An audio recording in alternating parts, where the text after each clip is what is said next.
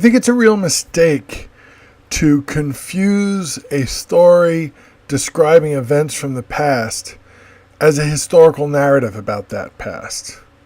I think it's more productive to ask the question, what can an author say about her or his today by exploring something from our country's yesterday?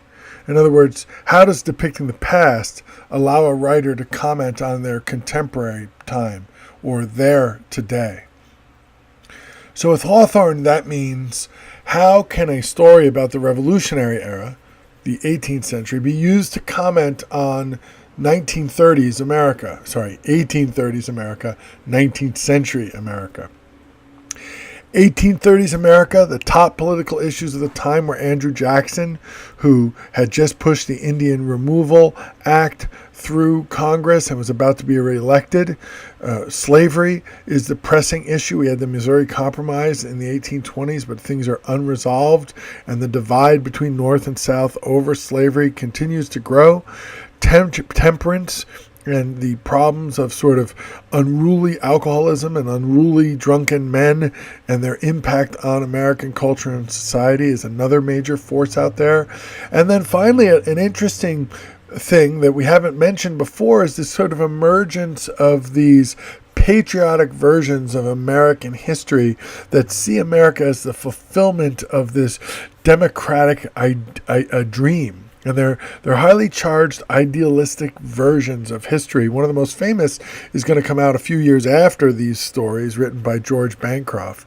But they were in the air at the time that Hawthorne was writing. And Hawthorne is very interested in questioning these historical idealizations. As the descendant of Puritans who were involved in persecuting Quakers and witches in Salem, and I put witches in quotation marks, Hawthorne knows about the abuses of the past and the dangers of idealizing older cultures. He's also really interested in commenting on his anxieties about Jacksonian America.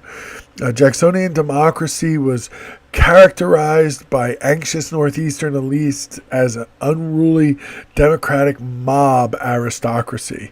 There's images of large crowds of drunken, rowdy, propertyless men participating fully in the democratic process for one of the first times. And the idea was that Jackson had ridden in on the coattails of this democratizing of American culture that many many members of the Northeastern intelligentsia who believed in the Jacksonian ideal of a natural aristocracy were alarmed by. They were worried about this rowdy Jacksonian democracy. So what you want to think about as you read My Kinsman Major Molyneux is how does this effort to comment on the 1830s manifest itself in a story about the 1770s. And I suggest you start by focusing on the single rider who leads the pageant / parade / march / whatever we want to call it at the end of the story. I want you to look at him closely and ask yourself what and whom does he symbolically represent. Again, put him in those 1830s contexts that I'm talking about and see if that opens up some possibilities for you to see how Hawthorne is commenting on 1830s America in a story about 1770s America. Another way to think about it is how in this story are the great questions of the day symbolically explored? Where, for example, could you see intimations that Hawthorne is concerned about the temperance movement and depicting the question of alcohol in American culture? Where do you see slavery manifested or symbolically represented in the text? And above all, because it was the most pressing issue in these exact years, 1830 to 1834, what was going on with the treatment of Native Americans in this story? How are Native Americans symbolically brought into the story?